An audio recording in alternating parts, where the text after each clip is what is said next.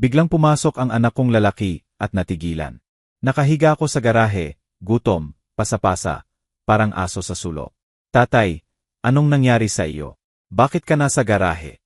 May pensyon ka namang 400,000 bawat buwan. Sigaw niya sa gulat. Noon din, biglang lumabas ang manugang ko mula sa bahay. Mayabang na nagsasabi, akin na yang pensyon na yan. Akin lahat.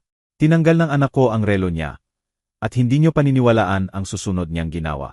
Bago tayo magpatuloy, pakikalmahan niyo po ang channel at sabihin niyo sa comments kung saan kayo nanonood. Ang malamig na semento ay dumidiin sa manipis na kutson papunta sa aking gulugot. Nagmulat ako ng mata sa madilim na ilaw na tumatagos sa bintana ng garahe. Mga alikabok na lumulutang sa isang sinag ng araw sa Agosto. 68 taong gulang, 40 taon bilang bumbero sa Maynila. At nagigising ako parang aso sa sarili kong garahe. Sumakit ang kaliwang balikat ko, kung saan ako itinulak ni Ramon kahapon. Hindi naman masyadong malakas para may mabali. Maingat siya roon, pero sapat para ipaalala sa akin kung sino ang may kontrol. Itinulak ko ang sarili ko paakyat, kumakalansing ang mga kasukasuan, at ibinalot ang gasgas na kumot sa mga balikat ko. Sa maliit na bintana na nakaharap sa kusina, nakita ko sila. Si Ramon, malapad ang balikat at komportable. Nakaupo sa aking hapagkainan, kumakain ng itlog mula sa aking mga plato. Si Maria sa tabi niya, ang buhok niyang kayumanggi ay nakatali pabalik. Mga mata na nakatitig sa tasa ng kape, na parang may sagot doon na ayaw niyang hanapin kahit saan pa. Ang anak kong babae, ang maliit kong prinsesa, na dating umakyat sa kandungan ko pagkatapos ng bangungot, na nagmamakaawa na basahan pa ng isa pang kwento. Ayaw niyang tumingin sa garahe. Ilang araw na hindi direktang tumingin sa akin. Kumalamang tiyan ko. 3 biskwit lang ang kinain ko kahapon. Ang tubig mula sa gripo sa garahe ay lasang kalawang. Pero nakakapuno naman ng kaunti sa walang laman.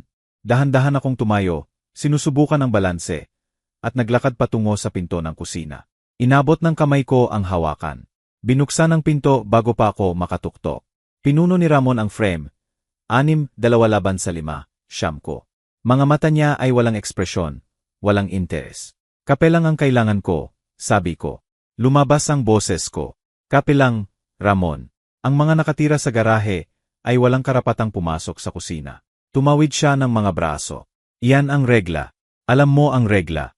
Tumingin ako sa kanya patungo kay Maria. Nakatitig siya sa plato niya ngayon. Tinutulak-tulak ang itlog sa bilog. Maria, anak. Hindi niya itinaas ang ulo. Tama si Ramon. Bumalik ka na, tatay. Hindi daddy. Hindi papa, tatay lang. Sinabi sa patag na boses na ginagamit niya nitong 2 linggo. Mula nang ilipat nila ako rito. Ang formalidad na iyon ay mas masakit kaysa tulak ni Ramon. Ngumiti ang bibig ni Ramon sa paraang hindi tunay na ngiti. At dumating ang pensyon mo kahapon. Huwag mag-alala, ako na ang bahala sa lahat. Isinara niya ang pinto. Nag-click ang lock. Tumayo ako roon sandali. Mga kamay pa rin nakataas bago bumalik sa kutson. Nakuyom ang mga daliri ko. Pagkatapos bumitaw, nakuyom ulit. Nandoon ang galit, maliit pero maliwanag, parang baga sa abo. Ang flip phone ay nasa sahig na semento sa tabi ng unan ko. Itinago ko para sa emergency matapos mawala ang smartphone ko, 0 araw na ang nakaraan. Sabi ni Ramon, kinuha niya para bayaran ang bill. Kinuha ko ito nang nanginginig ang mga kamay at chinek ang text mula sa bangko. Ang automated system na ginawa ko ilang buwan na ang nakaraan noong kontrolado ko pa ang mga account ko. Withdrawal, 400,000. Bagong balance, 14,723. Nawala ang buong pensyon ko. Naupo ako sa kutson at tinitigan ang screen hanggang mag-blur ang mga numero. Sa dingding sa harap ko, nakasabit ang lumang uniforme ko bilang bumbero sa isang pako. Ang madilim na asul na tela, ang badge na sumasalo sa mahinang ilaw, ang mga patches mula sa Istasyon 11, kung saan ako nagtrabaho ng huling 15 taon. Nakakita na ng usok at apoy ang unipormeng iyan. Nabasa ng tubig mula sa sirang hydrant. Naamoy ng abo at pawis at tapang. Ngayon, pinapanood ako nitong matulog sa sahig ng garahe. Pinagkatiwalaan ko si Ramon. Iyon ang unang pagkakamali ko. 3 buwan na ang nakaraan, nang mag-alok siya na tumulong sa finances ko. Akala ko mabait siya, responsible, mabuting manugang na tumutulong sa retiradong biyenan na mag-manage ng bills. Pinirmahan ko ang mga papel nang hindi maingat na binabasa. Ngumiti si Maria at tinawag akong mabuting tatay. Kinamayan ako ni Ramon. Sarado na ang bitag. Hindi ko palang nararamdaman. Sa bintana, Pinanood ko si Ramon na tumawa sa isang bagay sa telebisyon. Ang telebisyon ko sa living room ko. Binago niya ang ayos ng muebles noong nakaraang linggo. Itinulak ang recliner ko sa sulok. At pinalitan ng leather sofa na hindi ko pa nakita noon. Siguro siningil sa credit card ko. Lahat na ngayon ay sinisingil sa mga account ko. Tumingin ako ulit sa flip phone. Numero ni Carlo lang ang nakaprogram. Anak kong lalaki na nakatira 2 oras ang layo sa Quezon City, kasama ang asawa at mga anak. Hindi kami nag-usap nitong 3 buwan. Kinuha ni Ramon ang smartphone ko bago ako makatawag sa kanya. At walang load ang lumang flip na ito. Malinaw yon ng automated voice kahapon nang sinubukan ko. Insufficient load. Please add funds to make this call. Pero wala akong funds. Nasa kanya lahat ni Ramon. Ibaba ko ang phone at naglakad pabalik sa bintana. Nakita ko ang refleksyon ko sa salamin. Mas payat kaysa dati. Kulay abong balbas sa panga. Mga pasa na nagiging dilaw sa balikat. Matandang lalaki, talunang lalaki. Maliban sa may nagbago sa dibdib ko. Lumalawak ang baga. 40 taon akong pumasok sa nasusunog na gusali, habang tumatakbo palabas ang iba.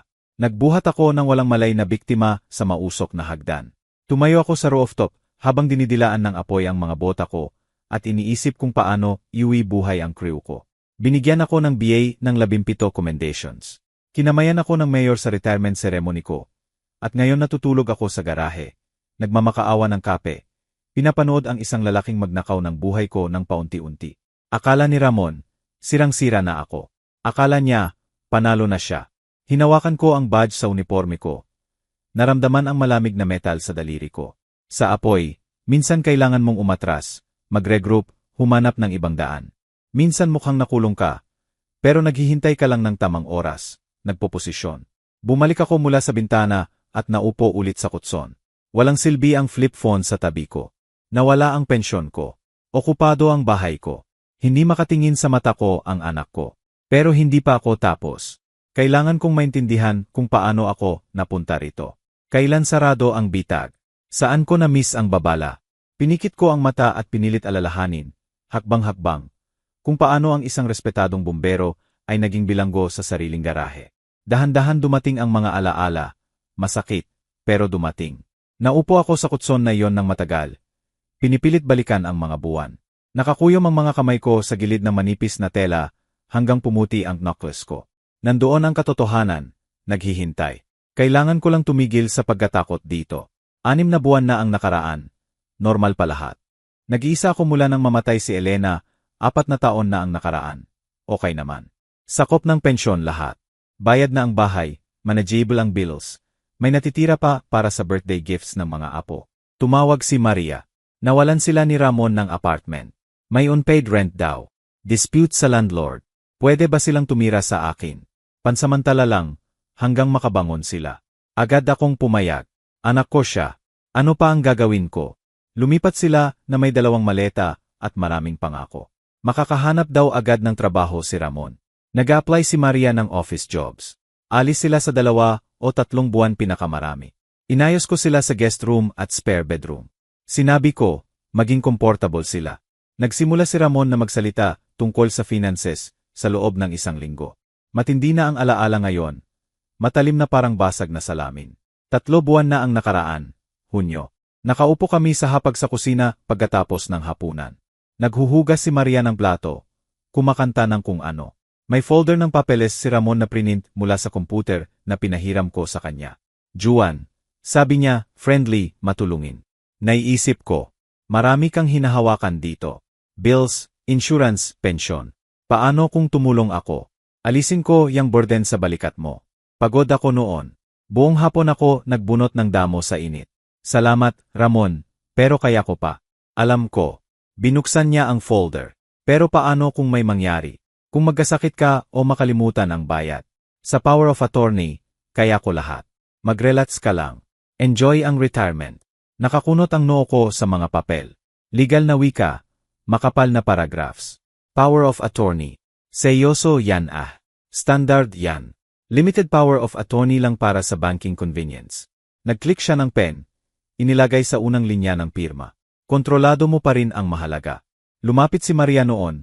Naglagay ng tasa ng kape sa tabi ko. Hinalikan ang pisngi ko. Tatay, magaling si Ramon sa finances. Mas madali para sa lahat. Sigurado ba to standard sa pamilya? Naman. Ngumiti si Ramon.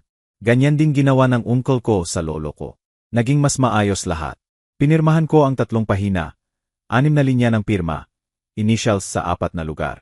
Itinuro ni Ramon ang bawat spot, at pinirmahan ko nang hindi binabasa ang fine print. Bakit ko naman kailangan? Pamilya siya.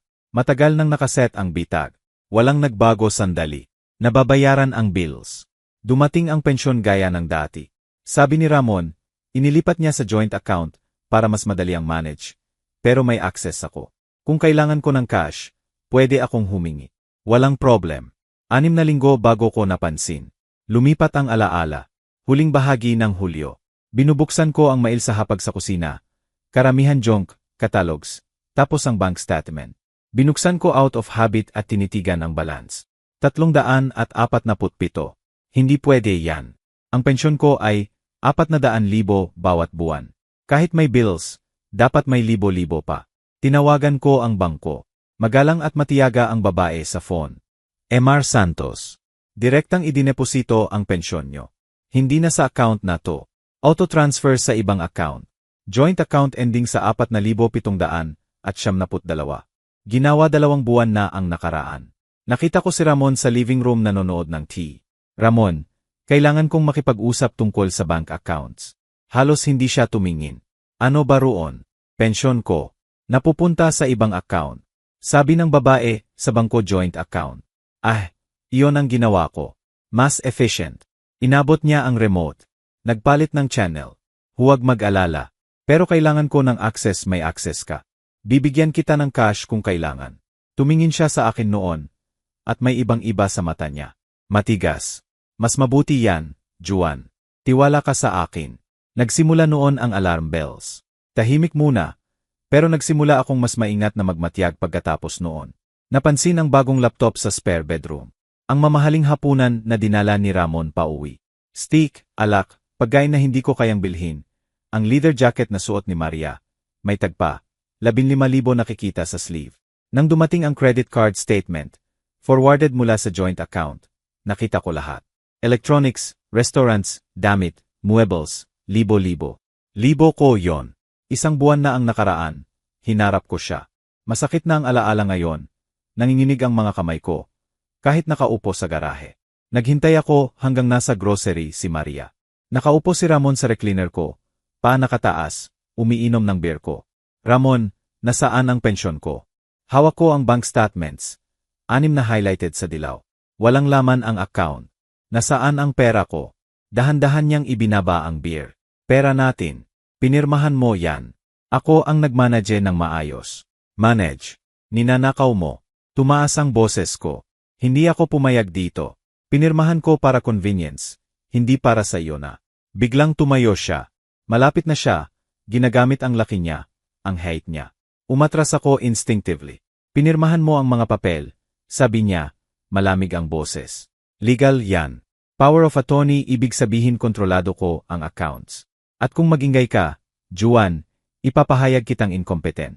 Matanda ka na. Makakalimutin ka. Malinaw na hindi ka na kayang magmanage ng sarili mo. Nursing home. Isipin mo. Dumating noon ang tulak. Hindi suntok. May tanong yon kung may marka. Kamay niya lang sa dibdib ko. Sapat na malakas para matumba ako pabalik sa dingding. Una ang balikat ko. Parehong balikat na sumasakit ngayon. Umuwi si Maria 0 minuto pagkatapos. Nakita niya akong hawak ang balikat. Nakita si Ramon na kalmado na umiinom ng beer. Tumingin siya sa akin, kay Ramon, at walang sinabi. Noon ko nalaman na kasabwat siya. Hindi pinilit, hindi niloko. Kasabwat. 2 linggo na ang nakaraan. Tumigil sila sa pagpapanggap.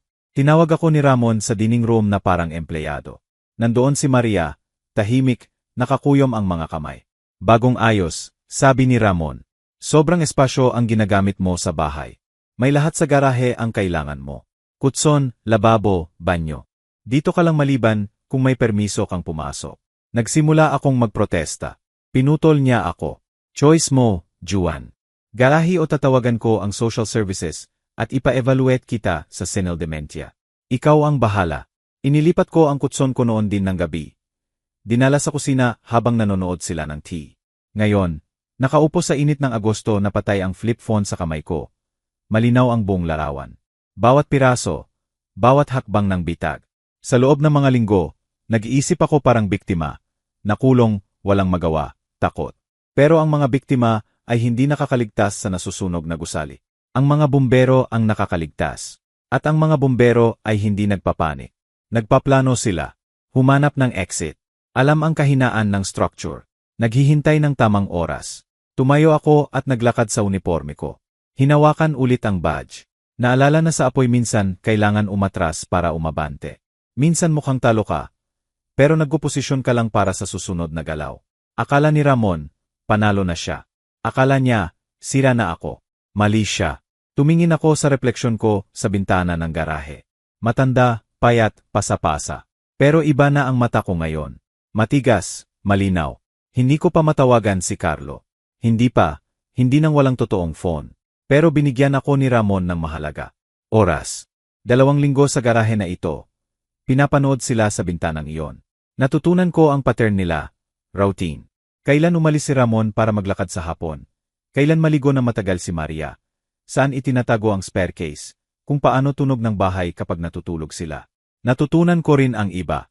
Hindi pa ako tapos sa paglaban. Malayo pa. Kinabukasan, may nagbago. Isang bagay na hindi inaasahan ni Ramon. Biyernes ng gabi, may partikular na katahimikan ang garahe. Hindi mapayapa, walang laman lang. Nakaupo ako sa lumang kahoy na upuan na hinila ko mula sa sulok. Pinapanood ang mga anino na humahaba sa bintana. Iba na ang posture ko ngayon, mas tuwid. Ang pasa sa ilalim ng kaliwang mata ko ay nagiging dilaw na lila. 2 araw pa lang mula sa accidental elbow ni Ramon. Pero may nagbago sa loob ko mula kahapon. Hindi na ako basta nakakaligtas. Naghihintay na ako. Narinig ko ito. Ang partikular na ugong ng Honda Accord ni Carlo. Iyong may medyo maluwag na exhaust na balak niyang ayusin. Biglang huminto ang puso ko sa dibdib. Pag-asa at takot ang nagbanggaan, parang chemical reaction. Hindi ngayon. Hindi ganyan. Hindi niya ako pwede makita ganyan. Pero huminto ang makina. Bumukas ang pinto ng kotse. Mga yapak sa driveway. Sa maliit na bintana. Pinanood ko ang bahay. Hindi ko makita ang front entrance mula rito. Pero narinig ko ang pinto na bumukas. Narinig ang boses ni Carlo na mainit at walang hinala. Hoy, may tao ba? Nasaan si tatay? Tahimik. Tapos si Maria masyadong mabilis. Mali ang tono. Carlo, hindi namin alam na darating ka. Si tatay siya nasa garahe nagwo-work sa isang bagay. Boses ni Ramon na lumabas. Casual pero territorial. Carlo, matagal-tagal. Dahan-dahan akong tumayo. Nanginginig ang mga kamay. Bahagi ko gusto sumigaw. Babalaan siya somho. Ang iba gusto magtago. Panatilihin ang ilusyon na okay lahat.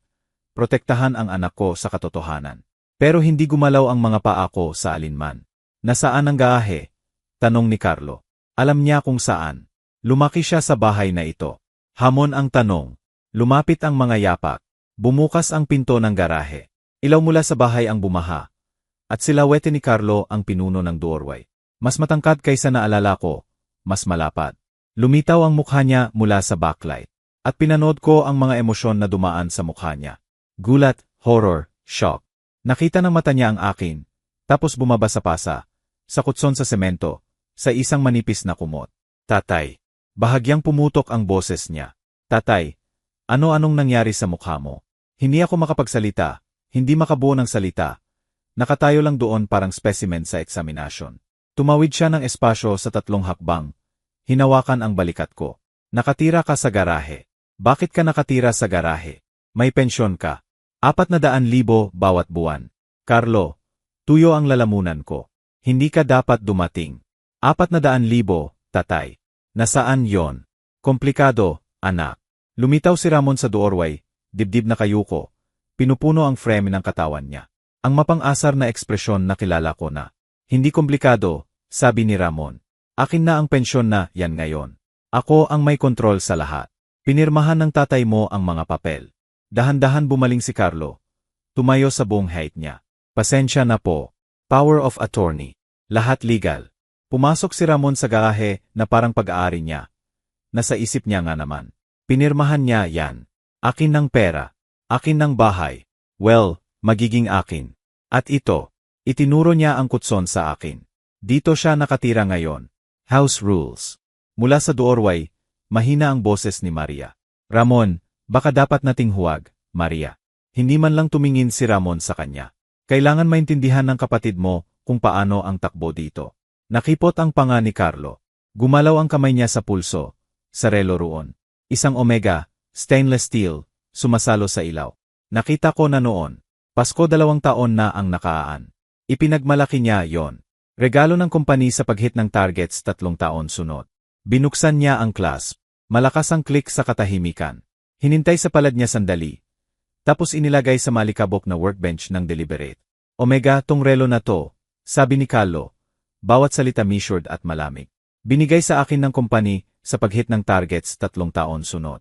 Halaga mga 450,000. Tumingin siya kay Ramon. Kunin mo. Kumurap si Ramon. Ano? Kunin mo ang relo. Kunin mo at umalis ka sa bahay na, tungayon din, bago ako tumawag sa tawag na hindi mo magugustuhan. Nakahiga ang relo sa pagitan nila sa workbench.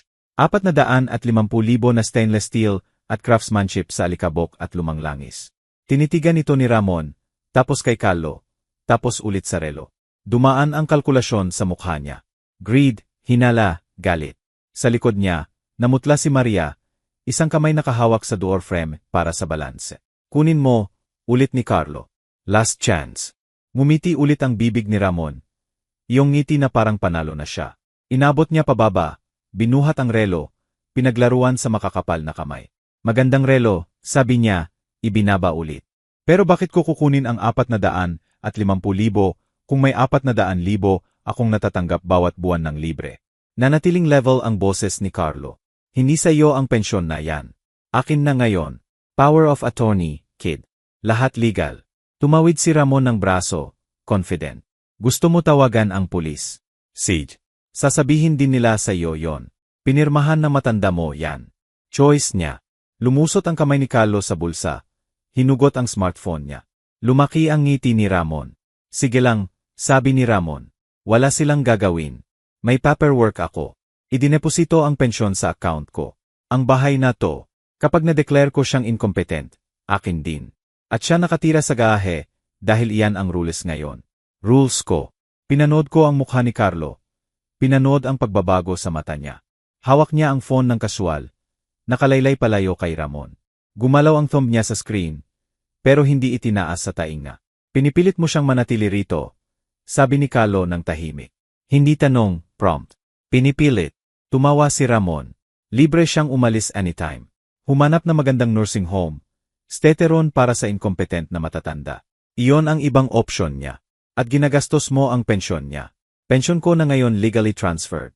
Gaya ng sinabi ko, maayos ang paperwork. Gumawa si Maria ng tunog mula sa doorway. Parang hikbi. Ramon, baka dapat lang huwag tumingin si Carlo sa kanya. Malamig ang boses. Huwag. Ni isang salita, Maria. Carlo, hindi mo naiintindihan. Kailangan namin tatawagan kita mamaya.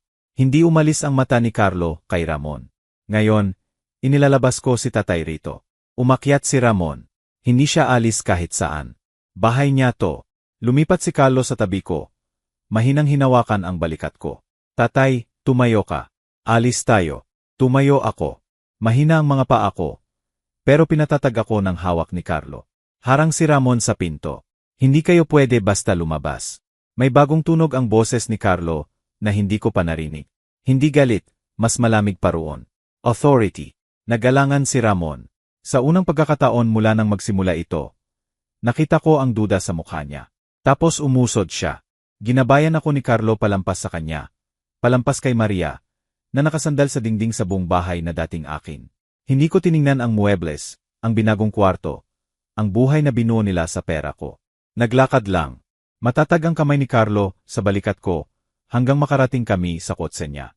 Binuksan niya ang passenger door. Tinulungan akong sumakay na parang marupok ako. Siguro nga. Umalis kami sa driveway. Pinanood ko ang bahay na lumiliit sa side mirror. Nakatayo si Ramon sa doorway, braso nakatawid. Shot pa rin ang confident ng ngiti. Wala siyang ideya kung ano lang ginawa ni Carlo. Iba ang mundo sa kotse. Malinis, mainit, ligtas. Nakaupo ako sa passenger seat, mga kamay nakakuyom sa kandungan. Pinapanood ang suburbs ng Maynila na dumadaan sa bintana. Papatak ang ilaw sa gabi. Mga tao sa bahay nila namumuhay ng normal. Hindi mo dapat nakita yon, sabi ko sa wakas. Nakakuyom ang mga kamay ni Carlo sa manibela. Matigas ang panga niya. Gaano katagal, tatay? Gaano katagal nangyari ito? 3 buwan mula sa mga papel. 2 linggo sa garahe. Ang pasa. Hinawakan ko ang mata ko nang hindi iniisip. 2 araw na ang nakaraan. Nagagalit siya kapag nagtatanong ako tungkol sa pera. Gumalaw ang muskles sa panga ni Carlo. Walang sinabi pa hanggang huminto kami sa parking lot ng isang hotel. Lumabas, lumibot, binuksan ang pinto ko na parang babasagin ako kung hawakan ng malakas. Sabay kaming naglakad sa lobby. Binayaran niya ng corporate credit card. Sinabi sa desk clerk, bumisita sa pamilya, kumuha ng 2K cards. Tahimik ang elevator ride. Tahimik ang hallway. Binuksan niya ang room 214 na. Hinawakan ang pinto. 2 kama, malinis na puting linen, telebisyon, banyo na may totoong mainit na tubig. Nakatayo ako sa gitna ng kwarto at naramdaman ang pagbitak sa dibdib ko. Maupo ka, tatay. Hinila ni Carlo ang desk chair. Mag-o-order ako ng hapunan. Tinawagan niya ang room service. Nag-order ng sobrang pagkain para sa 2. Steak, baked potato, beans, salad, tinapay, sopas. Nang magprotesta ako sa gastos, umiling lang siya. Dumating ang pagkain 20 minuto pagkatapos. Inayos niya ito sa desk. Binigyan ako ng tinidor at kutsilyo. Tiningnan ko ang steak, makapal, tama ang luto, umaangat ang usok, at nagsimulang manginig ang mga kamay ko. Kailan ka huling kumain? Tahimik na tanong ni Carlo. Kahapon. 3 biskwit. Pinanood niya akong hiwain ang unang piraso. Pinanood na ngumuya ako ng dahan-dahan. Maingat na parang nakalimutan na kung ano ang busog. Walang sinabi. Pinanood lang na may ekspresyon na mas masakit sa dibdib ko kaysa gutom. Nakakain ko ang kalahati ng steak bago ako tumigil. Lumiliit na ang tiyan ko. Binilot ni Carlo ang natira. Inilagay sa mini-fridge para mamaya. Tapos hinugot niya ang legal pad mula sa laptop bag niya. Nag-click ng pen. Umupo sa harap ko na parang nagsisimula ng project debrief. Sabihin mo lahat sa akin, sabi niya. Mula sa simula, kailan unang nagsuggest si Ramon ng power of attorney? Kaya sinabi ko sa kanya, Mayo, unang bahagi ng Mayo, friendly offer ni Ramon. Ang mga papel sa hapag sa kusina. Ang encouraging smile ni Maria. Ang pirma ko sa documents na hindi ko masyadong binasa. Nag-take note si Carlo. Nagtatanong ng specific, dates, amounts, exact wording ng conversations. Tinrato niya ito parang logistics problem. Gather data, identify patterns, find vulnerabilities. Ang exact wording, sabi niya. Sinabi ba ni Ramon limited power of attorney? Limited sa banking. Sabi niya kontrolado ko pa ang iba. Pero inilipat niya ang pensyon. Lahat. 400,000 bawat buwan sa 3 buwan. 1,200,000. Isinulat ni Carlo ang numero, sinercle. May nag-threat ba sa iyo? Bukod sa physical nursing home, sabi niya ipapahayag niya akong sinel, incompetent. Sabi niya mamamatay ako sa state facility. Huminto ang pen. Tumingin si Carlo. May mapanganib na dumaan sa mata niya. Tapos nawala sa professional calm. Elder financial abuse ito, sabi niya. May specific law sa Pilipinas at illegal eviction. Akin ang bahay na yan, di ba? Bayad na 15 taon na ang nakaraan. Deeds sa pangalan ko. Crime yan. Multiple crimes. Umiling ako. May legal papers siya. Carlo. Sabi niya, papers obtained under duress ay hindi valid. At financial exploitation ng elderly ay felony sa Pilipinas. Nag-flip si Carlo sa bagong page. Kailangan natin ng lawyer na specialist sa elder law. Wala akong pera. Ako meron. Tumingin siya sa mata ko. Tatay, ito ang ginagawa ko. Solve complex logistics problems. System lang ito na ayusin. At nagkamali si Ramon ngayong gabi. Anong kamali? Bahagyang ngumiti ang bibig niya. Hindi tunay na ngiti. Nag-confess siya ng lahat sa recording. Tinitigan ko siya. Ni-record mo siya. Hinugot niya ang phone niya. Tina ang screen. Boses ni Ramon ang napuno sa kwarto. Akin na ang pensyon na yan ngayon. Ako ang may kontrol sa lahat. Pinirmahan ng tatay mo ang mga papel. Idineposito ang pensyon sa account ko. Ang bahay na to, kapag na-declare ko siyang incompetent, akin din. At siya nakatira sa garahe, dahil iyan ang rules ngayon. Rules ko. Pinatigil ni Carlo ang playback. Sa Pilipinas, one-party consent ang recording. Completely legal ang record ng conversation na kasali ka. Nag-confess siya sa financial control, illegal eviction, physical intimidation. Evidence yan. Sa unang pagkakataon sa mga buwan, naramdaman ko ang pag-asa. Nag-usap kami hanggang hating gabi. Nagdagdag ng notes si Carlo, gumawa ng timelines, outline ng steps, legal consultation, documentation, medical records para sa mga pasa, financial records para sa theft, revoke ang power of attorney, file charges, protective orders. Binreakdown niya parang project plan. Objectives, resources, timeline, obstacles. Pinanood ko siyang magtrabaho. Nakita ko ang successful na lalaki na naging. Systematic, though unshakable. Sa wakas, pagod, sabay kaming nahiga sa kanya-kanyang kama. Dumilim ang kwarto. Narinig ko ang paghinga ni Carlo sa kabilang kama. Gising gaya ko. Salamat, sabi ko sa dilim. Ayusin natin ito, tatay. Lahat. Pinaniwalaan ko siya. Dumating ang umaga ng masyadong maaga. Nag-alarm si Carlo ng 6 oras. Nag-shower, nag-pack, nag-check out ng 7 oras. Nakatayo kami sa parking lot sa tabi ng kotse niya. Hindi pa handa magpaalam. Kailangan kong bumalik sa Makati, sabi niya. Trabaho. Pero babalik ako Biyernes, 1 linggo. Tumango ako. At babalik ako sa garahe. Nakipot ang mukha niya. Tatay, pwede kang dito. Babayaran ko ang kwarto buong linggo. Hindi mo kailangan. Hindi. Inilagay ko ang kamay sa braso niya. Babalik ako. Kung mawala ako, baka gumawa si Ramon ng unpredictable. Sirain ang evidence. Tumakbo. Pero kung naroon ako sa garahe, akala niya panalo na siya. Akala niya, sumuko ka na. Sigurado ka. 40 taon sa apoy ang nagturo sa akin. Minsan kailangan bumalik sa usok para kunin ang kailangan mo. O kaya ko sa 1 linggo at papanoorin ko siya. Aralan ang patterns niya. May hinugot si Carlo sa bulsa. Phone. Maliit, basic. Burner phone. Nakaprogram ang numero ko. Kung may mangyari, kahit ano, tawagan mo ako. Kinuha ko. Saan ko itatago? Sa lugar na hindi niya iisipin. Naisip ko ang jacket ko bilang bombero. May maliit na punit ang inside leaning. Perfect. Niyakap ako ni Carlo. Mas matagal kaysa kailangan. 1 linggo, tatay. Pangako ko. Alam ko. Pinanood ko siyang umalis. Nakatayo sa parking lot hanggang nawala ang kotse niya sa kanto. Tapos naglakad ako pabalik sa bahay, sa garahe. Matatag ang hakbang ko. Pinapanood ako ni Ramon at Maria mula sa living room window nang dumating ako. Nakita ko ang kurtain na gumalaw. Mukha ni Ramon, balik ang satisfied smirk. Akala niya, sinubukan kong tumakas at nabigo. Akala niya, iniwan ako ni Carlo. Mali siya sa pareho. Pumasok ako sa garahe, nahiga sa kutson, tinitigan ng kisam, isinuksok ang kamay sa bulsa, at naramdaman ang burner phone roon. Maliit, solid, totoo. 1 linggo kaya ko. 1 linggo nakaligtas ako sa mas masahol. At sa pagkakataong ito, hindi ako mag-isa nakakaligtas. Nag-text si Carlo pagdating sa Makati. Nakarating. Magsisimula ng lawyer research bukas. Hold on. Linggo. Another text. Nakahanap ng 3 elder law specialists, tawagan loons. Daily check-ins pagkatapos. Maikli ang messages, pero bawat isa lifeline. Napansin ni Ramon na mas kalmado ako. Nakakaabala sa kanya. Lunes, sinearch niya ang garahe habang nasa banyo ako sa bahay.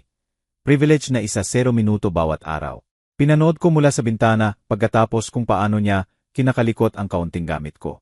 Naghahanap ng pera, ng phone, ng kahit ano na iniwan ni Carlo. Walang nakita. Nasa lining ng jacket ko bilang bumbero ang burner. 40 taon ng emergency preparedness ang nagbunga. Natututo kang magtago sa lugar na hindi isipin ng iba. Sa Miracles, suspicious na si Ramon. Lagi akong tinitingnan sa bintana ng kusina. Sinusubukang maintindihan kung bakit hindi na ako nagmamakaawa. Bakit hindi na nagmamakaawa. Sa Huwebes, paranoid na siya. Biyernes, ang araw na dapat bumalik si Carlo. Hindi makarating ng masyadong mabilis. Lunes ng umaga, nagising ako bago mag-umagang liwanag. Lumang habit ng bumbero. Internal alarm clock, hindi talaga nawawala. Madilim at malamig ang garahe. Inabot ko ang lining ng jacket ko kung saan nakatago ang phone. Hindi na nanginginig ang mga kamay ko.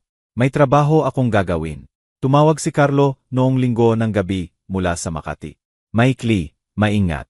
Tatay, I document lahat. Photos, dates, amounts. Kailangan ng lawyer ng evidence. Kaya ginawa ko.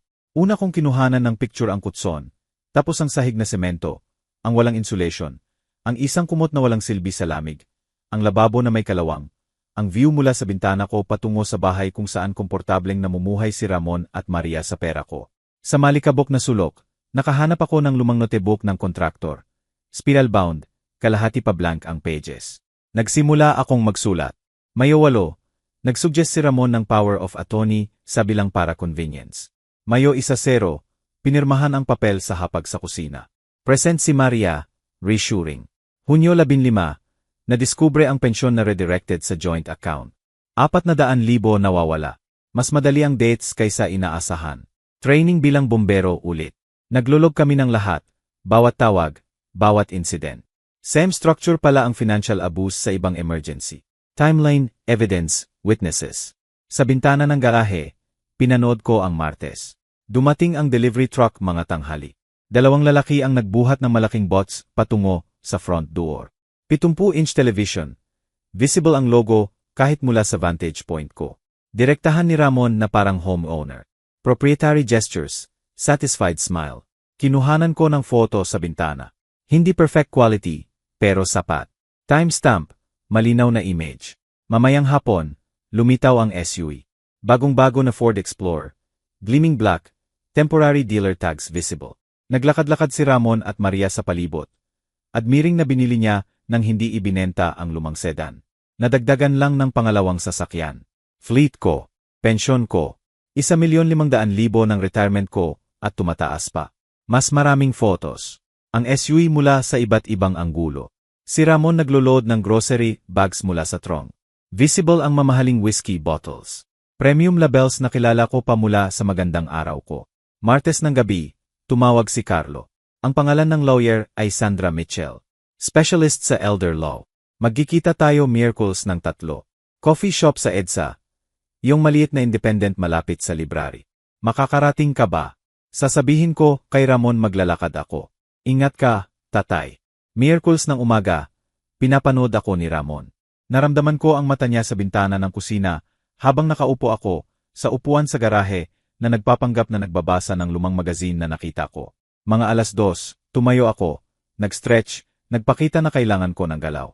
Maglalakad ako, sigaw ko patungo sa bahay. Kumuha ng hangin. Walang sagot. Just that feeling of being watched. Naglakad ako ng 6 na blocks sa coffee shop. Iba ang mundo sa labas ng garahe ko. Normal na tao na gumagawa ng normal na bagay. Bumibili ng kape. Tumatawa sa phone. Namumuhay na walang kasamang matulog sa sahig na semento. Nandoon na si Carlo. Corner booth. Ang babae sa tabi niya mid-negatibo 50S. Professional gray suit. Leather briefcase sa tobo. Tumayo siya nang lumapit ako. Inabot ang kamay. Emar Santos, ako si Sandra Mitchell. Sinabi na sa akin ni Carlo ang sitwasyon niyo. Bago tayo magsimula, kailangan kong marinig direktang sa iyo. Lahat ng nangyari. Naupo ako, huminga. Saan ako magsisimula? Sa power of attorney. Kailan unang binanggit ni Ramon? Kaya sinabi ko sa kanya. Buong timeline, ang friendly offer na naging bitag. Ang papel na pinirmahan ko nang hindi maingat na binasa. Ang unti-unting pagnanakaw ng pensyon ko, ng autonomy ko, ng bahay ko, ang physical intimidation, ang garahe. Nag-take note si Sandra, mabilis shorthand. Paminsan-minsan pinapatigil ako para i-clarify ang dates o amounts. May focused intensity siya na parang nakakita na ng ganitong cases at alam exactly kung ano ang mahalaga. Nang matapos ako, hinugot niya ang tablet, kinabit ang headphones, pinindot play. Boses ni Ramon ang napuno sa maliit na space sa pagitan namin. Akin na ang pensyon na yan ngayon. Ako ang may kontrol sa lahat. Pinirmahan ng tatay mo ang mga papel. Idineposito ang pensyon sa account ko. Ang bahay. Kapag na-declare ko siyang incompetent, akin din. Pinatigil niya ang playback. Tinanggal ang headphones. Diretso akong tiningnan. Emar Santos, malinaw ang batas sa Pilipinas dito. Financial exploitation ng tao na lampas 6 na po ay felony. Kung mapapatunayan na nakuha ang power of attorney sa coercion, at ang recording na yan ay nagmumungkahi noon, voidable ang document. Pero sabi ni Ramon legal yan. Sabi niya walang tutulong ang pulis. Mali siya. Hinugot niya ang mga papel mula sa briefcase. Elder financial abuse ang ginawa niya. Seryoso itong tinatrato sa Pilipinas.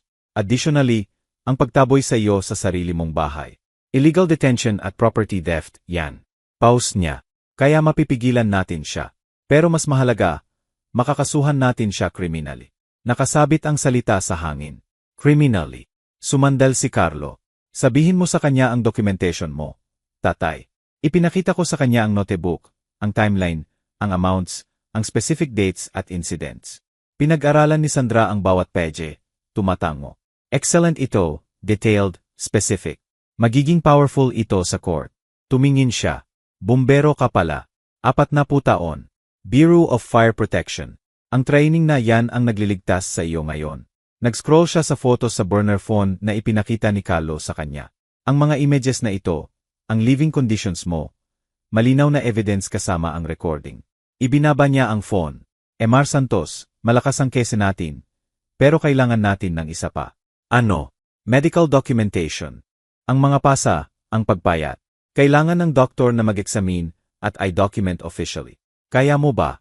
Kailan? Bukas, kung pwede. The fresher the documentation, the better. Nag-usap pa kami ng 1 oras. Outline ni Sandra ang legal process. Revoke ang power of attorney. File for protective orders. Pursue criminal charges. Recover ang ninakaw na pensyon. Bawat hakbang precise, methodical, achievable. 3 buwan akong walang magawa. 40 minuto kay Sandra Mitchell. At may plano na ako. Nang umalis kami, hinatid ako ni Carlo, halfway pabalik. Huminto sa kanto 2 blocks mula sa bahay. Okay ka ba, tatay? Okay ako. Niyakap niya ako. 1 more week, maybe less. Naglakad ako mag-isa sa huling 2 blocks. May mali bago pa ako makabaling sa street ko. Nakaparke ng pahiga ang SUV ni Ramon sa driveway. Parang nagmamadali. Bahagyang bukas ang pinto ng garahe. Lagi ko itong sinasarado ng buo. Napunta ang kamay ko sa bulsa ng jacket. Hinawakan ang outline ng burner phone. Naroon pa, pero may nagbago. Naramdaman ko. Itinulak ko ang pinto ng garahe. Nakaupo si Ramon sa workbench ko. Mga paa nakalawit, may hawak sa kamay. Habang nag-a-adjust ang mata ko sa madilim na ilaw, nakita ko kung ano. Piraso ng phone.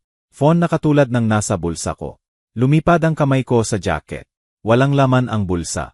Punita ang lining. Nakita niya. Nakabaligtad ang kutson ko. Nakasalaula ang jacket ko bilang bumbero sa semento. Pinunit ang interior lining. Nakakalat ang kaunting gamit ko sa sahig. Pinagkalkal niya ang lugar. Hawak ni Ramon ang basag na phone. Screen nakalawit sa fragments. Triumphant ang ngiti niya. Ano to, Juan? Saan mo nakuha ang phone? Ginawa ko maliit ang boses ko. Submissive. Binigay sa akin ni Carlo para tawagan siya minsan. Binigay sa iyo ni Carlo. Ni Carlo na umuwi sa iyo noong nakaraang linggo. Ni Carlo na akala niya pwede siyang makialam. Bumaba siya sa workbench.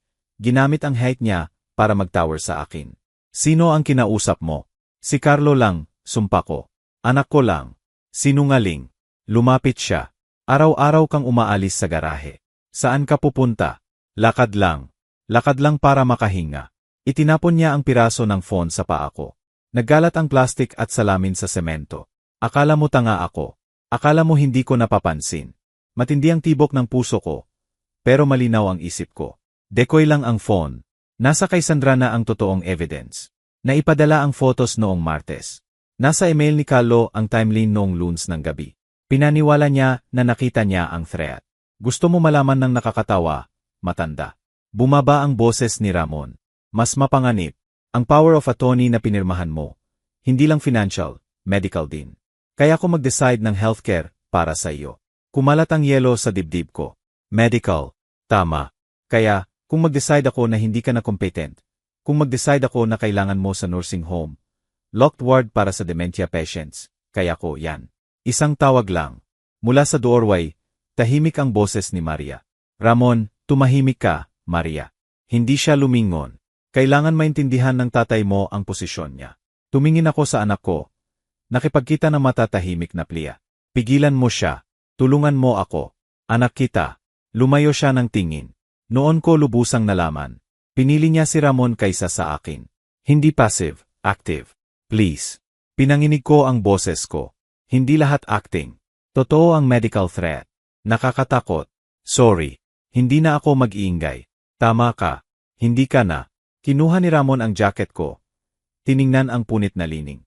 Walang phone na, walang lakad ng walang permiso, at walang hapunan ngayon. Kailangan mong matuto. Lumabas siya. Sumunod si Maria nang hindi lumingon. Nakatayo ako sa wreckage ng garahe ko na pinagkalkal. napalibutan ng basag na phone at nakakalat na gamit. Dahan-dahan kong inayos ang kutson. Kinuha ang jacket ko. Sirang-sira ang lining, pero buo pa ang jacket. Dumating ang gabi. Sumakit ang tiyan ko sa gutom. Tinotoo ni Ramon ang threat niya. Walang hapunan, pero kumain ako sa coffee shop kasama si Carlo at Sandra. Makakaligtas ako. Mga 7, naglakad ako sa bahay ng kapitbahay. Ang pamilya Reyes 50 eti away. Kilala ko si Ana at Pedro sa 15 taon mula nang lumipat ako pagkamatay ng asawa ko. Magandang mag-asawa, tahimik, pero napapansin ang mga bagay. Nakita ko si Ana minsan na pinapanood mula sa bintana niya kapag ginagamot ako ni Ramon ng masama. Mahina akong kumatok. Binuksan ni Ana Reyes ang pinto. Agad nagbago ang ekspresyon niya mula sa gulat sa concern. Juan, okay ka lang ba? Ana, sorry sa abala. May favor akong hihingin. Pumasok ka. Pumasok ka. Pedro. Pedro. Nandito si Juan. Lumitaw si Pedro mula sa living room. Tiningnan ako, at nagmatigas ang mukha niya. Diyos ko. Juan. Anong nangyari sa iyo? Sa mainit nilang kusina na may kape na ipinilit ni Ana, ipinaliwanag ko. Hindi lahat. Hindi ko pa binanggit ang lawyer, pero sapat. Kinuha ni Ramon ang phone ko. Kailangan kong makipagkomunikete sa anak ko. Family matters na inaayos. Nagpalitan ng mahabang tingin si Ana at Pedro. Taon ng kasal, nagbabasa sa isa't isa ng walang salita. Juan, sabi ni Ana ng maingat. Nag-alala kami.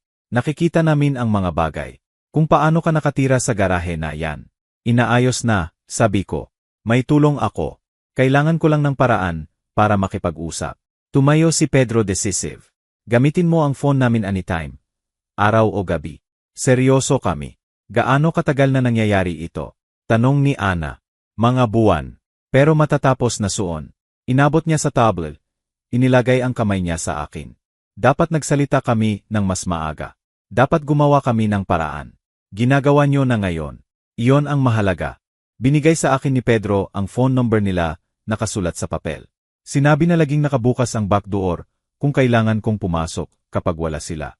May spare case sa ilalim ng banig. Actually sinabi niya kung saan. Naglakad ako pabalik sa garahe ko na mas hindi nag-iisa kaysa sa mga buwan. Noong gabing iyon mula sa bahay ng mga Reyes, tinawagan ko si Carlo. Sinabi ko ang tungkol sa phone na nakita ni Ramon. Tumawa siya. Actually tumawa. Tatay, backup lang ang phone na yon. Nasa kay Sandra na lahat. Walang importanteng nakita niya. May medical power of attorney siya. Nag-threat ng nursing home. Malamig ang boses ni Carlo. I-forward mo yan kay Sandra. Kailangan niyang malaman. Pero tatay, wala yon. Magmo-move tayo Bayerns. Medical exam Huwebes. Tapos paperwork Bayerns. Hold on hanggang doon. Huwebes ng umaga. Pinutol ulit ni Ramon ang pagkain ko. Almusal 2 biskwit. Hapunan pareho kung may hapunan man. Binago rin ang shower schedule. 1 beses bawat linggo na ngayon, linggo lang. Pinipitpit niya ang cage. Sinusubukang sirain ang spirit na naramdaman niyang hindi pa nasira. Pero may appointment ako noon. Inayos ni Sandra. Medical examination sa clinic sa downtown. Documentation ng mga pasa, pagbayat, effects ng abuse ni Ramon. Hindi lang para sa court, para sa criminal charges na sabi ni Sandra darating. Sinabi ko kay Ramon maglalakad ako. Pinanood niya akong umalis ng suspicious ang mata. Pero walang sinabi. Sa clinic, thoroughly akong ni-examine ni Yar. Sarah Cruz, nagtatanong. Sumagot ako ng tapat. Kinuhanan ng picture ang dilaw na pasa sa ilalim ng mata ko. Tinimbang ako. Nawalan ako ng 1.0 kilo sa 3 buwan. Documented muscle loss, signs ng malnutrition, stress indicators. Mr. Santos, tahimik na sabi niya, nagfi-fill ng forms. Required akong i-report ito. Abuse ang ginagawa sa iyo. I report na, sabi ko sa kanya. Ang lawyer, criminal charges darating. Binigyan niya ako ng copies ng lahat. Good. Deserve mo ng mas mabuti kaysa rito. Pagbalik, huminto ako sa bahay ng mga Reyes. Ginawan ako ni Ana ng tanghalian. Totoong tanghalian, sandwich, sopas at prutas. Nakaupo si Pedro sa akin habang kumakain ako. Nagkukwento ng walang importanteng bagay. Binibigyan ako ng gift ng normal na usapan. Noong gabing iyon, nakahiga sa manipis na kutson na may gutom na sumasakit sa tiyan ko, kahit may tanghalian, naisip ko ang oras. Paano ito gumagalaw ng iba kapag naghihintay ng rescue? Paano ang araw parang linggo? Pero nakaligtas ako sa mas masahol. Nasusunog na gusali, smoke inhalation, collapsed structures. Makakaligtas ako sa sarili kong manugang ng kaunti pa. Biyernes ng umaga, naglakad ako sa corner grocery store. Hindi dahil kailangan ko ng groceries. Cover lang ang gatas. Pero dahil kailangan kong bumili roon exactly, 15 kapag dadaan si Carlo. Pinanood ako ni Ramon umalis. Pinuno ko ang mata niya mula sa bintana ng kusina. Pero naglalakad ako buong linggo. Bagong hobby ko mula sa phone incident. Suspicious siya, pero pinayagan niya ako. Siguro akala niya wala akong pupuntahan. Walang paraan para magingay. Mali siya. Huminto ang Honda ni Carlo sa parking lot ng 17 Lumabas siya, tumingin pataas, nagpakita ng gulat. Tatay, anong ginagawa mo rito? Itinaas ko ang quart ng gatas na binili ko ng barya.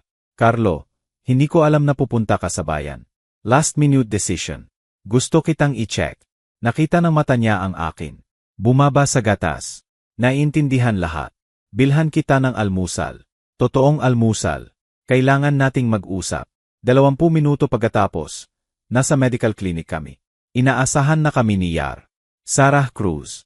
Na-brief na siya ni Sandra beforehand. Professional courtesy sa mga humahawak ng abuse cases regularly. Though si Yar Cruz. Kinuhanan niya ng picture ang bawat pasamula sa iba't ibang anggulo. Medical grade camera na nakakakuha ng details na hindi makikita sa phone camera. Tinimbang ako 69 kilo mula sa normal kong 70. Sinubukan ang reflexes, cognitive function, check sa signs ng malnutrition. Emar Santos, sabi niya, nagtatype ng notes. Ang mga pasa na ito ay sa iba't ibang stage ng hiyaling. Ito mga 4 na araw pa lang. Ito mas malapit sa 2 linggo. Pwede mo bang sabihin kung paano mo nakuha? Sinabi ko sa kanya. Tulak ni Ramon noong Miyerkules. Iba pang incidents na hindi ko na tinrack dahil nag-blur na. At ang pagpayat mo. Limited na pagkain. Kontrolado niya kung kailan at gaano ako kakain. Huminto siya sa pagtatype. Diretso akong tiningnan. Professional mask slipping. Emar Santos. Required ako sa batas na i-report ang suspected elder abuse. Pero gusto kong malaman mo na hindi lang dahil kailangan. I-report ko dahil malinaw na evidence ng systematic abuse ang nakikita ko rito. Walang dapat mamuhay ganyan. Ang written report niya 15 pages, detailed measurements, clinical observations, attached photos. Ginamit niya ang terms tulad ng deliberate deprivation at pattern consistent with long-term physical abuse. Medical language na magdadala ng weight sa court. Matagal ang weekend. Finalizing documents si Sandra. Triple-checking evidence, preparing feelings. Tumuloy si Carlo sa hotel, pero bumisita Sabado at Linggo. Nagdala ng pagkain. Sigurado na kumakain ako ng maayos sa unang pagkakataon sa mga buwan. Lunes ng umaga, tumawag si Sandra mula sa phone ng mga Reyes. Emar Santos, na-file na ang documents. Lahat ng 3 actions. I serve kay Ramon Miyerkules. Anong mangyayari noon? Kailangan niyang sumagot. Pero mas mahalaga, nag-request ako ng emergency temporary orders. Makakarinig tayo sa loob ng 48 oras. Temporary orders. I-freeze ang access niya sa accounts mo. Payagan kang bumalik sa bahay mo. Hindi tayo makapaghihintay sa full trial. Kailangan mo ng protection ngayon. Miyerkules ng hapon. Nasa garahe ako nang marinig ko ang sigawan mula sa bahay. Malakas at tumataas ang boses ni Ramon. Tapos high-pitched ni Maria na may panic. Dumating ang process server. Sa bintana pinanood ko ang scene. Pinunit ni Ramon ang envelope. Nagbasa. Mukha niya dumaan sa confusion sa comprehension sa rage. Maria, sigaw niya. Tumakbo si Maria mula sa kusina. Itinuro niya ang mga papel sa kanya. Sinshuy ako ng tatay mo. May lawyer na siya. Sinusubukan niyang kunin lahat pabalik. Malinaw na narinig ang boses niya. Adult Protective Services, Financial Exploitation. Ramon, sabi nito criminal investigation. Nakaupo ako sa kutson ko at pinayagan ang sarili ko na maliit na ngiti. Nagsimula ang counterattack. Noong gabing iyon, mula sa phone ng mga Reyes, nakikinig ako habang inidescribe ni Carlo ang frantic lawyer search ni Ramon. Attorney after attorney, tumatanggi kapag nakita ang evidence. Killer ang recording. Si Ramon na nagmamayabang sa pagkontrol ng pensyon. Pagtaboy sa akin sa garahe. Ang akala niyang demonstration ng power ay naging confession sa multiple crimes. Sa wakas, nakahanap si Ramon ng isa. Attorney James Kovac, recent graduate, solo practitioner, desperate sa clients. Pwede ba nating manalo? Tanong daw ni Ramon. Mahabang pause sa recording na pinatugtog sa akin ni Carlo. Tapos boses ni Kovac. Pwede nating subukan. Kahit ang sarili niyang lawyer, alam na talo sila. Huwebes ng umaga, nagising ako sa phone ko, ang landline ng mga Reyes, na pinahintulutan nilang itago ko sa garahe overnight. Crisp, professional, excited ang boses ni Sandra. Emergency orders granted. Simula ngayon, frozen ang financial access ni Ramon. At Mr. Santos, may karapatan kang lumipat pabalik sa bahay mo ngayon. Naupo ako sa manipis na kutson sa huling pagkakataon. Tiningnan ang palibot ng garahe na naging kulungan ko sa 3 linggo. Ang sahig na semento, ang isang bombilya, ang bintana kung saan pinanood ko ang buhay ko na ninanakaw. Tapos tumayo ako, tinipon ang kaunting gamit ko sa plastic bag, at naglakad sa front door. Pinapanood ako ni Ramon mula sa living room. Lilipat ako pabalik sa loob, sabi ko. Guest bedroom, tumayo siya. Hindi mo pwede basta hawak ko ang printed court order na na-email ni Carlo sa mga Reyes. Sabi ng court order pwede ako. Section 2, paragraph 3.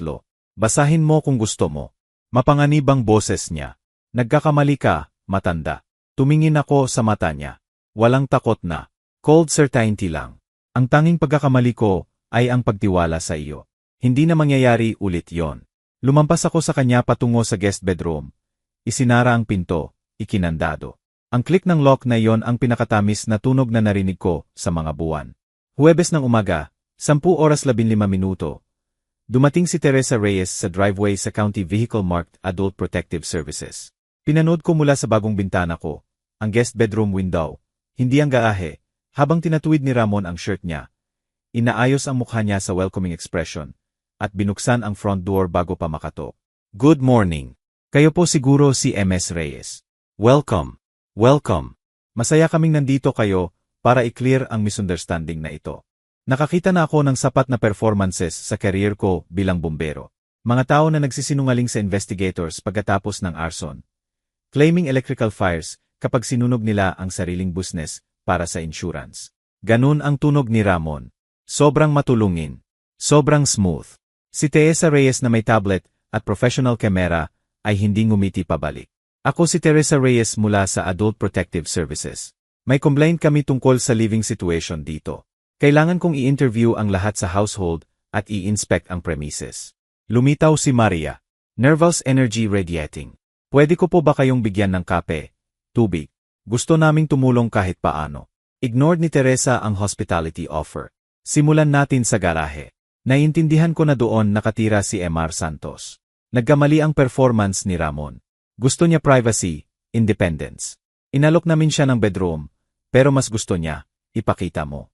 Naglakad sila sa garahe. Nanatili ako sa kwarto ko. Nakikinig sa dingding. Narinig ang kamera ni Teresa na nagkiklik. Narinig ang boses niya. Cool at professional. Walang heat source, walang banyo, isang kutson sa semento. Inaasahan niyo bang paniwalaan ko na pinili ng 68 taong gulang na lalaki ito kaysa bedroom sa bahay? Matigas ang ulo niya. Alam niyo kung paano ang matatanda. Alam ko kung paano mag-present ang elder abuse. Mr. Ramirez. At ganito exactly ang hitsura nito. Susunod ang interview sa hapag sa kusina. Ipinadala si Ramon at Maria sa living room. Kumatok si Teresa sa pinto ko. Mr. Santos, kailangan kitang kausapin ng pribado. Nakaupo kami sa harap ng isa't isa. Inilagay niya ang tablet sa pagitan namin. Sinimulan ang recording. Mr. Santos, kailangan mong maging completely honest sa akin. Natatakot ka ba kay Ramon? Sinaktan ka ba niya physically? Multiple times. Ang pinakabago noong nakaraang linggo. Hinawakan ko ang fading bruise sa ilalim ng mata ko. May iba pa. Pinili mo bang tumira sa garahe? Hindi. Pinilit niya ako roon 3 linggo na ang nakaraan. Sabi niya bagong rule. Akin ang bahay na ito. Bayad na 15 taon na ang nakaraan. Pero may power of attorney siya. Kontrolado niya ang pensyon ko. Kontrolado niya lahat. Pause ko. Kontrolado. Past tense na. Mabilis siyang nagsulat. Ang power of attorney. Kusang loob mo bang pinirmahan? Pinilit niya ako. Nag-threat na ilagay ako sa nursing home kung hindi ako sumunod. Natatakot ako. 20 minuto ng questions. Sumagot ako sa bawat isa ng facts, dates, specific incidents. Walang embellishment kailangan. Damning na ang katotohanan. Pagkatapos ng interview ko, kausap ni Teresa si Ramon at Maria nang magkahiwalay. Sobrang coordinated ang kwento nila. Rehearse. Narinig ko ang fragment sa dingding. Phrases na scripted. explanations na contradict sa timeline ko. Tapos umalis si Teresa, naglakad sa katabing bahay ng mga Reyes. 45 minuto siya roon. Pagbalik niya, may cracks ang professional mask niya. Controlled anger simmering beneath. Mas maraming pictures ng garahe, measurements, notes. Tapos umalis siya nang hindi nagpaalam kay Ramon. Biyernes ng umaga, dumating ang temporary orders. Tumawag si Carlo sa phone ng mga Reyes, excited. Tatay, check mo ang email mo. Pinadala ni Sandra ang court order. Nasa computer ng mga Reyes ako. Binasa ng dahan-dahan ang document. Si Ramon Ramirez ay hereby enjoined mula sa pag-access ng any financial accounts ni Juan Santos. Ibig sabihin hindi niya mahahawakan ang pera mo. Ni sentimo. At tingnan ang Section 2. Si Juan Santos ay granted immediate right na manirahan sa primary residence niya. Nasa loob na ako, pero official na ito, legal, uncontestable. Paano si Ramon? Hindi kanya mapipigilan. Kung susubukan niya, contempt of court siya. Noong gabing iyon, kumatok si Maria sa pinto ko. Blotchy ang mukha niya sa iyak. Tatay, pwede ba tayong mag-usap? Ano ang gusto mo, Maria? Paano mo nagawa ito? Pamilya kami. Tinanggap ka namin nang binuksan ko ng mas malaki ang pinto. Tiningnan ng anak ko. Ang babaeng ito na pinanood ang asawa niya na abusuhin ako sa mga buwan at walang ginawa. Tinanggap niyo ako. Bahay ko ito, Maria. Akin ito, at hindi niyo ako tinanggap. Ninakaw niyo sa akin, ginutom niyo ako, at pinilit akong matulog sa garahe. Hindi ganyan. Sinusubukan lang ni Ramon na tumulong mag-manage. Hindi ganyan ang pamilya. Hindi nanonood ang pamilya habang inaabuso ang tatay nila. Pinili mo, Maria. Pinili mo siya kaysa sa akin. Ngayon, mamuhay ka sa choice na yan. Anak mo pa rin ako. Isinara ko ang pinto. Dapat gumanya ka noon. Matagal ang weekend sa malamig na katahimikan. Halos hindi umalis si Ramon sa kwarto niya. Umiyak si Maria sa dingding. Nanatili ako sa guest room, nakakandado ang pinto, kumakain ng dala ni Carlo. Nagkakaroon ulit ng lakas. Tumawag si Sandra. Linggo ng hapon. Ang final hearing ay Biyernes, 1 linggo. Si Judge Morrison ang makakarinig sa parehong side at magdedesisyon permanently sa power of attorney, financial restitution, at housing. Kasama ang AES report sa record. Paano ang criminal charges? Inirekomenda ni Teresa ang prosecution. Ang district attorney ang magdedesisyon pagkatapos ng civil hearing. Lunes, Martes, Miyerkules, dahan-dahan ang bawa araw patungo sa Biyernes. Dumating si Carlo Huwebes ng gabi, tumuloy sa hotel, pero maaga dumating sa bahay Biyernes ng umaga. Lumabas ako sa kotse niya. Pinapanood ako ni Ramon mula sa living room window. Nakita ko ang kurtain na gumalaw. Hindi ko tiningnan pabalik. Ready ka na, tatay? Tanong ni Carlo. Isinukso ko ang seatbelt. 20 minuto ang courthouse. 20 minuto hanggang madesisyonan lahat. Matagal na akong ready, sabi ko. Tapusin na natin ito. Martes ng umaga, nagparada si Carlo sa courthouse visitor lot. Sa windshield nakikita ko ang gusali ng Quezon City Court granite at glass imposing sa paraang designed ang government buildings. Ready ka ba, tatay? Tanong ni Carlo. Ready ba ako? Ready na harapin si Ramon sa harap ng judge. Ready na suriin ng strangers ang humiliation ko, mga pasa ko, kutson ko sa garahe sa courtroom screen. Tara, sabi ko, dahil ready man o hindi, mangyayari ito at mas gusto kong harapin ito nakatayo kaysa magtago na talo. Naghihintay si Sandra sa labas ng courtroom 5. Navy suite, leather briefcase, picture ng professional confidence. Kinamayan niya ako. Good morning. Kamusta ang pakiramdam niyo, Emar Santos? Kinakabahan. Ready. Mabuti yan. Kinakabahan ka para sharp. Tiningnan niya ang relo niya. 2 oras ang inilaan ng judge sa hearing na ito. Ipapresenta ko muna ang evidence natin. Medical, photographic, financial, at audio. Susubukan ni Kovac na rebut. Tapos magro-rule siya. Pwede ngayon, pwede next week.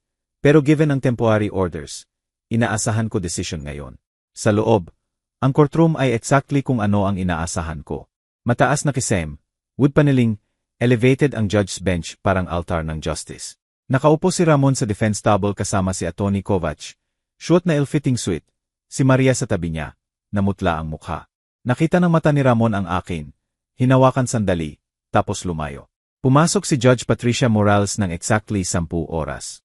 Late 60 s, steel gray hair. Ang klaseng mukha na nakakita na ng lahat 2 beses at hindi impressed. Maupo. MS Mitchell. Pwede niyong simulan ang opening statement niyo. Tumayo si Sandra. Salamat, Your Honor. Straightforward ang case na ito.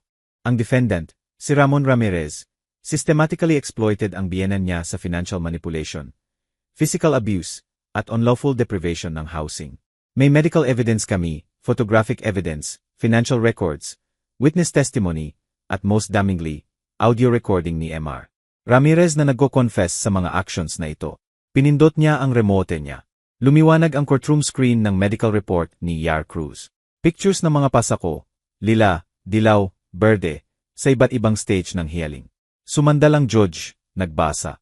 Tapos ang garahe photos, manipis na kutson, sahig na semento, isang bar bulb, lababo, bawat image mas damning kaysa huli. Nagmatigas ang ekspresyon ni Judge Morales. Financial records susunod. Bank statements highlighted sa dilaw. 400,000 redirected monthly. Expenditure records. 1,500,000 para sa SUE. 150,000 para sa television. 100,000 para sa premium alcohol. Tapos pinatugtog ni Sandra ang recording. Boses ni Ramon ang napuno sa courtroom. Arrogant at malinaw. Akin na ang pensyon na yan ngayon. Ako ang may kontrol sa lahat. Pinirmahan ng tatay mo ang mga papel. Akin ng pera. Akin ng bahay. Well, magiging akin. At ito ang lugar niya ngayon. House rules. Katahimikan ng matapos. Heavy damning silence. Please note ang recording na yan as Exhibit E. Sabi ni Judge Morales, MS Mitchell, boses ba ng defendant yan? Your Honor. Ni-record ni Carlo Santos sa confrontation sa property. Sa Pilipinas, one-party consent state. Legally obtained ang recording. Tiningnan ng judge si Ramon. MR Ramirez, boses nyo ba yan? At ginawa nyo ba ang mga statement na yan? Iyon, it was taken out of context. Anong context ang ginagawang acceptable ang akin na ang pensyon na, yan ngayon, kapag tungkol sa retirement income ng iba? Walang sinabi si Ramon. Sinubukan ni Atty. Kovac ang defense niya. Kusang loob pinirmahan ang power of attorney. Family dispute, hindi abuse. Libre si Juan na umalis anytime. Winasak ng questions ng judge ang bawat argument. MR Ramirez, under oath kayo. Ginamit nyo ba o hindi ang pension funds ni MR Santos para bumili ng vehicle para sa personal use nyo? Kami kailangan namin ng transportation. 2 milyon na SUE. May functional vehicle na si MR Santos, tama ba? Pero hiniling nyo ba ang permiso niya bago gastahin ang pera niya? Pause, tapos tahimik. Hindi. Pinili ba ni MR Santos na tumira sa garahe? Iyon komplikado. Space issues sa 3-bedroom house na 3 tao lang. Subukan ulit. Silence. Let me be more direct. Sinabi niyo ba kay MR Santos na kailangan niyang tumira sa garahe? Very quietly. Sumandal ang judge. Pinag-aralan si Ramon ng matagal. Sapat na ang narinig ko para mag-rule. MR Ramirez, MS Ramirez, tumayo po. Tumayo sila. Nanginginig si Maria. Nakita ko na nakuha ang power of attorney sa coercion at threats. Kahit kusang loob man pinirmahan, ang subsequent use ay constitutes financial exploitation under Philippine law. The power of attorney is hereby voided entirely. Effective immediately. Pause niya, pinatatag. Furthermore, nakita ko na misappropriated ni MR Ramirez ang approximately 1,600,000 ng pension funds ni MR Santos. Ordered ang restitution sa amount na yan. Payable sa loob ng 90 araw. May bumulong si Maria na hindi ko narinig. Third, tungkol sa housing situation. Lawful owner si MR Santos ng property. Si MR at MS Ramirez ay hereby ordered na lumikas sa premises sa loob ng 48 oras. Failure to comply ay magreresulta sa tulong ng law enforcement. Namutla ang mukha ni Ramon. 48 oras. Huwebes ng tanghali yon. Finally, nag-i-issue ako ng protection order. Prohibited si MR at MS Ramirez na makipag-contact kay MR Santos o lumapit sa loob ng 150 meters ng tao o property niya. Mahabang pause. One more thing. Ang evidence na ipinakita rito ay nagmumungkahi ng criminal conduct, specifically financial exploitation ng older adult, na felony sa Pilipinas. I refer ko ito sa Office of the City Prosecutor para sa review at potential prosecution. Tumama ang gavel. Adjourned ang court. Sa hallway, lumapit si Maria sa akin umiyak. Tatay, please. Hindi namin sinasadya umatras ako. Huwag. Huwag lang. Babayaran namin kayo. Ayusin namin. May mga buwan kayong ayusin ito. Pinili niyong hindi. Nagposisyon si Carlo sa pagitan namin. May no contact order ang judge. Kailangan niyong umalis. Hinila ni Ramon si Maria palayo. Venomous ang boses. Hindi pa tapos ito. Sumulong si Sandra. Actually, Emma Ramirez, tapos na. At kung violate niyo ang protection order na yan, maaresto kayo. Suggest ko gamitin niyo ang susunod na 48 oras sa pag-empeke, hindi sa threats. Lumabas kami sa afternoon sunlight. Matindi ang contrast. Mula sa madilim na courtroom sa maliwanag na araw ng Agosto. Mula sa testimony sa vindication. Kinamayan ako ni Sandra sa courthouse steps. Makakatanggap kayo ng written order sa loob ng 24 oras. Simula agad ang enforcement. Kung hindi sila alis sa Huwebes ng tanghali, tawagan ang pulis. Niyakap ako ni Carlo. Tapos na, tatay. Panalo ka. Hindi pa lubusang tapos. May 48 oras si Ramon at Maria para mag-empek at umalis. Huwebes ng tanghali, babalik ako sa bahay ko. Tunay na akin ulit. Pero nakatayo roon sa courthouse steps, humihinga ng libre na hangin. Alam na nakita ng judge ang katotohanan at nag-rule pabor sa akin. Parang panalo na yon. Martes ng gabi, nakaupo kami sa hotel room ni Carlo. Umuwi na si Sandra, pero iniwan niya kami ng copies ng court order. Highlighted sections marking ang victories natin. Dito ka dapat hanggang umalis sila, sabi ni Carlo. Binayaran ko na ang kwarto hanggang Biyernes. Tumango ako. Hindi na ako natatakot kay Ramon. Neutered na siya ng court. Pero ayaw kong panoorin siyang mag-empek. Ayaw kong makasama siya kahit isang gabi pa. Huwebes ng tanghali, sabi ko, binabasa ulit ang order. Kailangan nilang umalis sa Huwebes ng tanghali. 2 pang araw. Kaya ko pang maghintay ng 2 araw. Miyerkules ng hapon, nagdaan ako sa bahay. Nakita ang boxes sa bintana. Chaos ng frantic packing. Nakita ako ni Maria mula sa living room. Lumabas, mukha strict sa luha. Tatay, please. Pwede ba tayong mag-usap? Pinatakbo ko ang makina, pero binaba ang bintana. Ano pa ang sasabihin, Maria? Sorry ako. Alam ko dapat pinigilan ko siya. Dapat protektahan kita. Tama ka. Dapat nga. Pinili mo kapag binatira niya ako sa garahe. Kapag pinanood mo siyang gutumin ako. Natatakot ako, Ramon. Kontrolado niya lahat. Hindi ko alam kung paano natatakot din ako. 68 taong gulang na binubugbog at ginugutom. At anak kita. Dapat tinulungan mo ako. Alam ko. Sorry talaga ako. Mahal kita, Maria. Anak pa rin kita. Pero sira ang tiwala. Siguro someday maayos natin. Pero ngayon kailangan mong umalis sa bahay ko at hayaan mo akong gumaling. Humagulgol siya. Naiintindihan ko. Paalam, Maria. Umalis ako nang hindi lumingon. Huwebes ng 11 oras 45 minuto. Nakatayo kami ni Carlo sa driveway. Ng 11 oras 52 minuto. Lumabas ang uhawl. Si Ramon ang driver, si Maria sa passenger seat. Paeho nakatingin ng tuwid. Nawala ang truck sa kanto. Katahimikan. Tapos naglakad ako sa front door. Pinto ko. Isinuksok ang susi ko. Pumasok. Walang presence nila ang bahay. Case sa kitchen counter. Cleared ang mga kwarto. Iba ang katahimikan ngayon. Hindi oppressive, mapayapa. Welcome home, tatay. Sabi ni Carlos sa likod ko.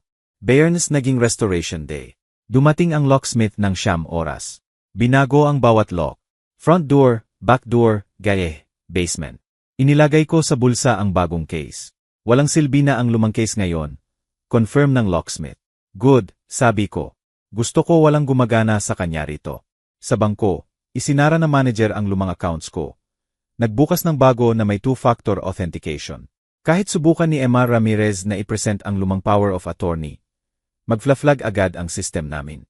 Tapos na talaga, sabi ko. Sa banking perspective. Sir, pera nyo ulit ang pera nyo. Security cameras susunod. Front door, back door, motion sensors. Ipinakita ng technician ang monitoring API sa phone ko. Makikita nyo kung sino sa pinto nyo bago nyo buksan. Explain niya. Layer by layer, kinuha ko ulit ang control. Physical security, financial security, peace of mind. Sabado ng umaga, dumating ang mga Reyes na may mainit pang apple pie. Welcome home, Juan. Sabi ni Pedro, properly home. Salamat sa pie at sa lahat, sa pagtestify, sa pagpahiram ng phone, sa pag-aalaga. Dapat mas maaga kaming gumawa, sabi ni Ana. Sapat na ang ginawa nyo. Iyon ang mahalaga. Nakaupo kami sa living room ko.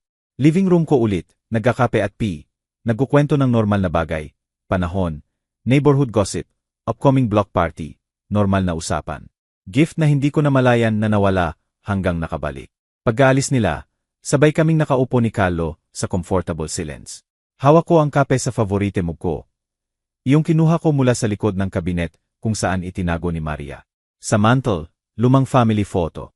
Ang yumaong asawa ko, bata pang Maria, teenage Carlo, lahat nakangiti, lahat magkasama. Pamilya na hindi na ganun ang anyo. Pero ang pag-ibig pa rin ang humuhubog sa akin. Kamusta ang pakiramdam mo, tatay? Totoo. Pagod, relieved. Strange. Strange paano? Nasa sarili kong bahay, umiinom ng kape sa sarili kong tasa, nakaupo sa sarili kong upuan. Mga bagay na normal 6 na buwan na ang nakaraan ngayon, parang lutsuris. Hindi dapat ninakaw sa iyo. Hindi nga. Pause ko. Alam mo kung ano ang iniisip ko lagi. 40 taon akong tumakbo papasok sa nasusunog na gusali. Nagliligtas ng tao. At hindi ko inisip na balang araw kailangan kong iligtas ang sarili ko sa sarili kong pamilya. Pero nailigtas mo ang sarili mo. Lumaban ka. Panalo ka. Sa tulong mo, tumingin ako sa kanya. Ang ginawa mo, pagdating mo noon, pagpaniniwala sa akin, paghanap kay Sandra. Hindi ko magagawa mag-isa. Hindi mo dapat ginawa mag-isa.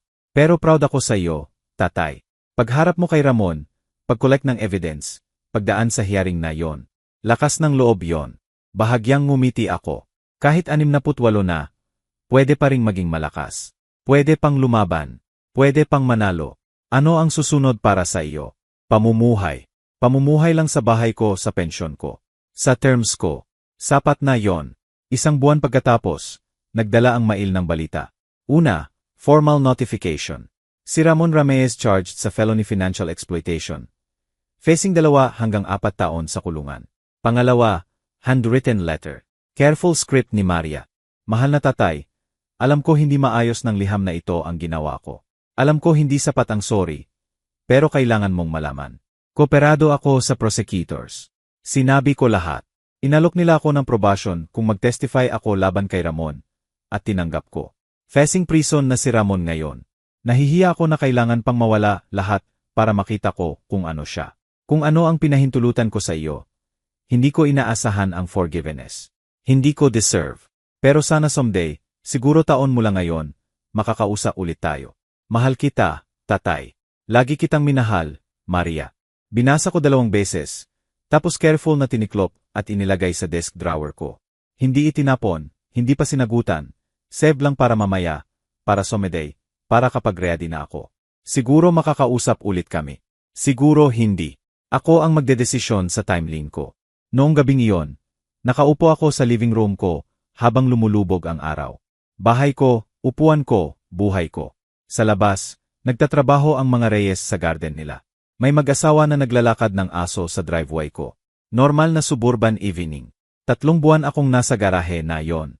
3 buwan takot, gutom, humiliated. Pero nakaligtas ako. Higit sa nakaligtas. Lumaban ako at nanalo. Akin ng pensyon. Akin ng bahay. Akin ng dignity. At nakaupo roon sa mapayapang katahimikan ng restored life ko. Lahat na yon. Kung gusto niyo ang kwentong ito, pakilik ang video na ito, mag-subscribe sa channel, at ibahagi ang inyong impresyon sa kwentong ito sa comments. Para makinig sa susunod na kwento, i-click ang box sa kaliwa. Salamat sa panonood.